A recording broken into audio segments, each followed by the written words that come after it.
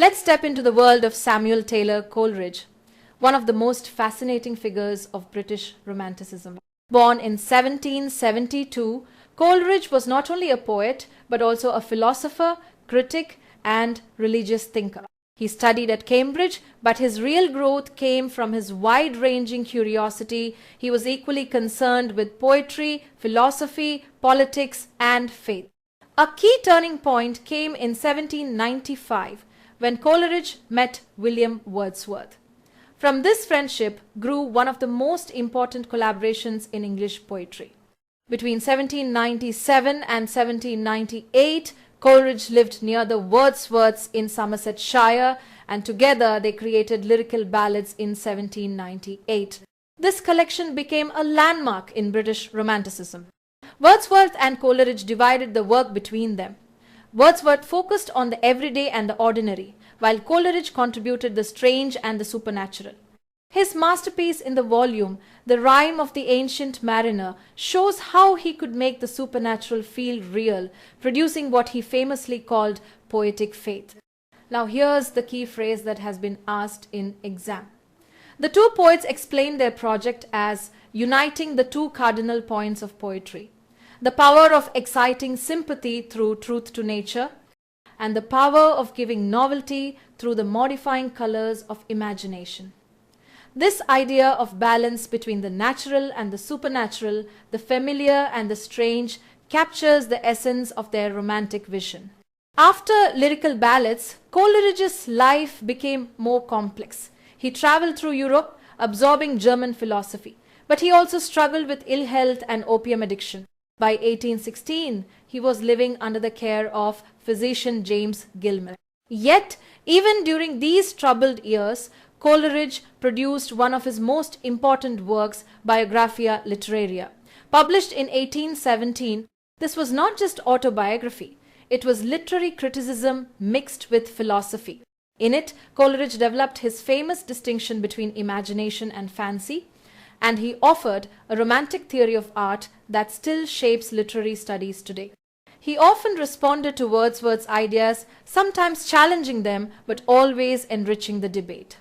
Now let's turn to Coleridge's most ambitious critical work, Biographia Literaria, published in 1817 in 2 volumes. At first, it even carried the working title Autobiographia Literaria, and its subtitle deliberately echoed Laurence Sterne's The Life and Opinions of Tristram Shandy. That echo was no accident. Coleridge wanted to blend autobiography with literary reflection, creating a text that was both personal and deeply theoretical. The book grew out of 2 things: his constant dialogue with Wordsworth's poetic theories and his engagement with German philosophy, especially the ideas of Kant, Schelling, and Hazlitt. In this context, Coleridge even coined a new word, esemplastic. Pause here and note this. It means the power of imagination to shape and unify diverse experiences into a single organic whole. That concept became central to his romantic theory of creativity. The 24 chapters of Biographia Literaria are often called Coleridge's greatest critical monument. The first volume is filled with philosophical reflection, including his striking metaphor that the relationship between genius and talent is like an egg and an eggshell. For Coleridge, genius was the living, organic force, while talent was the outer casing that might protect or limit it. Now here comes a set of distinctions you absolutely must remember for exams. In this work, Coleridge drew a lasting line between fancy and imagination fancy, asked in exam. Fancy, he said, is like mechanical memory. It can reassemble and rearrange images, but it never creates. Imagination, on the other hand, is the true creative power. It gives unity, vitality, and originality. It is the organic force at the heart of poetry. Coleridge also introduced the concept of untranslatableness. He argued that true poetry cannot be paraphrased without losing its essence. If a poem could be perfectly restated, in other words, it wasn't really poetry to begin with. Remember, this point on untranslatableness has been asked in exam. His definition of the poet is another classic. He calls the poet one who brings the whole soul of man into activity, asked in exam. This shows his belief that poetry engages not just the intellect or the emotions alone, but the complete human being. And finally, note this exam anchor. Coleridge argued that poetry and prose are not made of different materials. They use the same language, but what sets poetry apart is the purpose and arrangement of that language. Asked in exam. Now we come to chapter 14 of Biographia Literaria, one of Coleridge's most celebrated passages. Here, he steps forward to defend lyrical ballads and explains what he famously calls the two cardinal points of poetry, and yes, this has been asked in exam. The first point, he says, is the power to excite sympathy in the reader through a faithful adherence to nature's truths. The second is the ability to create novelty by coloring ordinary experience with the imagination. These twin principles were the very design of lyrical ballads. Wordsworth contributed poems drawn from ordinary rural life, while Coleridge contributed the supernatural. And together they showed that these approaches were not opposites, but complements, each transformed into art through imagination.